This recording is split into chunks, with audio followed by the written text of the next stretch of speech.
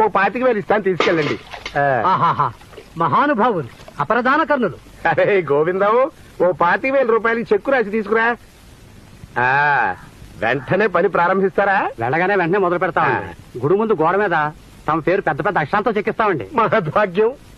గుడి ముందు నా పేరు చెక్కిస్తాను అంటే ఈ జన్మకి అంతకంటే ఏం కావాలి చెప్పండి. ఇదిగోండి, ఈ చెక్కు తీసుకెళ్ళండి. అయ్యా, తమరు దీని మీద సంతకం చేయటం మర్చిపోయినట్టున్నారు. చూడండి, దానాలు అందరూ చేస్తారు.